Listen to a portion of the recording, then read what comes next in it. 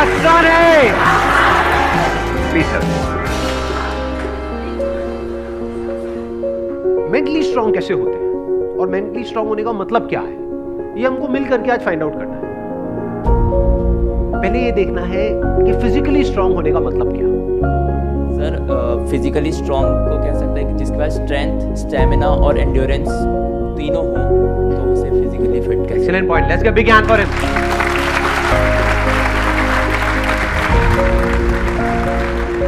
क्या हम ये कह सकते हैं उसकी मसल स्ट्रांग हो? हाँ, क्योंकि कुछ भी लिफ्ट करने के लिए, वेट उठाने के लिए मसल्स का स्ट्रांग होना जरूरी है।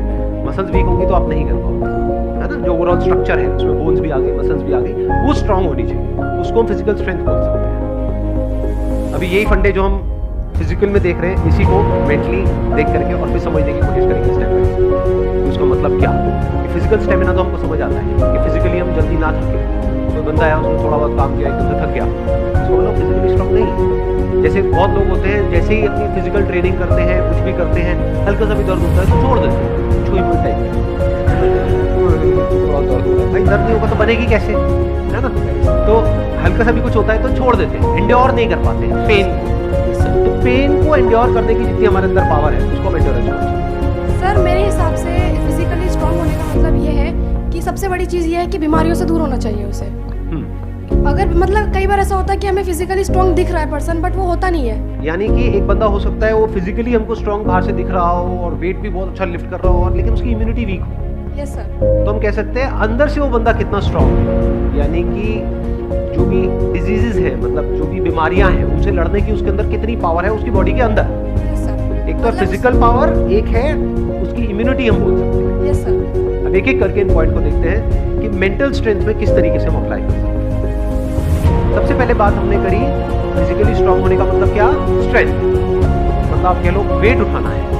जैसे कहीं जा रहे हैं रेलवे स्टेशन पे या एयरपोर्ट पे, और वो दोनों हाथ में पूरा भारी भारी पूरा भरा हुआ लगेज, जैसा हम लोग इंडियन ज़्यादातर लेकर के जाते हैं, लगेज बंदे से भारी होता है।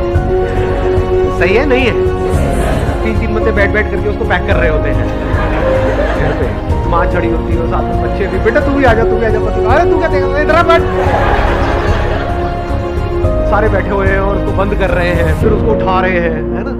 तो कहने का मतलब है कि अगर आपकी मसल स्ट्रांग है तो आप उठा लोगे, एफर्टलेसली उठा लोगे। इसी को तो फिजिकल स्ट्रेंथ कहेंगे। एक है बहुत एफर्ट लगा के आपको कुछ छोटा सा काम करना पड़ रहा है, एक है बहुत बड़ा काम भी आप कर रहे हो बिना किसी एफर्ट के। क्यों? क्योंकि आपकी बॉडी स्ट्रांग है, आपकी मसल स्ट्रांग है। बिल्कुल इसी तरह से थिंकिंग मसल्स, यानी कि कोई प्रॉब्लम आई तो आप ये देख सकते हो आपकी थिंकिंग मसल्स कैसी है, बेस्ड अपॉन कि आपका रिएक्शन कैसा है जब कोई आपकी लाइफ में प्रॉब्लम आती है। 3 सिचुएशंस हैं यहाँ पे, तीनों को एक एक करके देखते हैं। एक है कोई बड़ी प्रॉब्लम आई हमारे सामने और हमने अपने हथियार डाल दिए और हम एकदम से परेशान हो गए, तो हम क्या कहेंगे? हमारी मेंटल मसल्स कैसी है? वीक है।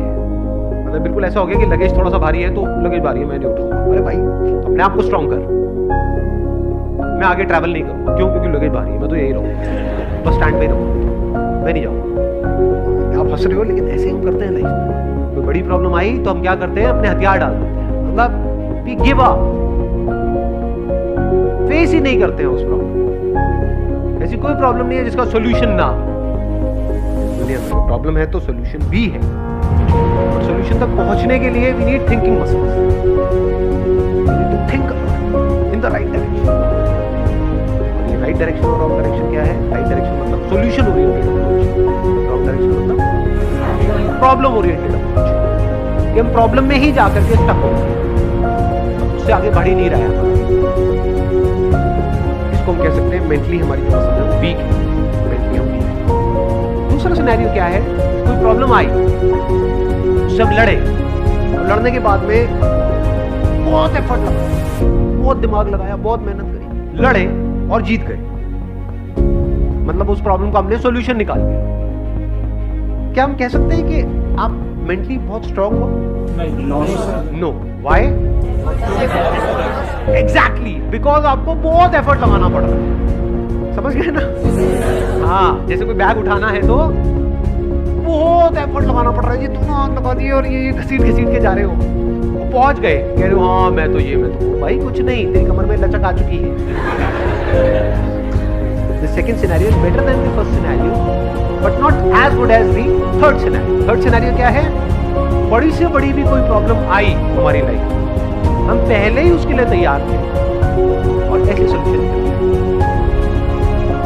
मतलब वो प्रॉब्लम दुनिया के लिए बहुत बड़ी है, उसको देख करके लोग डरने लग जाते हैं। वो प्रॉब्लम आपके सामने आई, ऐसे सोल्यूशन एफर्टलेसली का। यानी एक बैग आपके पास में है 50 किलो का, ऐसे हल्के, मतलब लोगों को देखने में लग रहा है कि अरे बैग तो बहुत हल्का है। बैग हल्का नहीं है, बंदे में दम है। तो कैसे लाइफ की मुश्किल से मुश्किल प्रॉब्लम्स को भी आप आसान से आसान बना सकते हो? कितना आसान बना सकते हो कि ऐसा लगे अरे इस बंदे को तो कोई एफर्ट ही नहीं करना पड़ रहा है। उसी को तो कहेंगे मेंटल स्ट्रेंथ, मेंटली स्ट्रांग होना। इसको अगर मैं सम अप करूं, जो भी अभी तक मैंने कहा है उसको एक लाइन के अंदर अंदर, तो वो क्या है? एक कैटेगरी होती है लोगों की जो सिंपल से सिंपल प्रॉब्लम्स को भी कॉम्प्लिकेटेड बना देते हैं अपने माइंड में। 99% लोग ऐसे ही हैं इस दुनिया में। सिंपल सी प्रॉब्लम है, कुछ भी नहीं, उसको भी इतना कॉम्प्लिकेटेड किया हुआ है जैसे पता नहीं क्या हो गया, हवा बना दिया है पूरा का पूरा।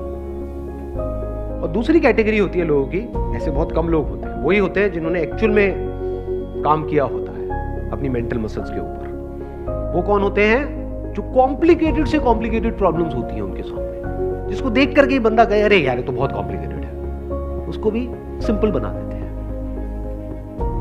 जैसे फॉर एग्जांपल आपकी कोई रिलेशनशिप है किसी के साथ और वहां पे बहुत क्लैशेस चल रहे हैं, बहुत मेजर कुछ इश्यूज हो रहे हैं। एक तो ये आपस में हम लड़ते मरते रहे कुत्ते बिल्ली की तरह, जैसे ज्यादातर घरों में होता है। उसका कोई सोल्यूशन निकल पाएगा कभी भी नहीं। तो हमें क्या करना होगा? समझना होगा इस रिलेशनशिप में प्रॉब्लम है क्या।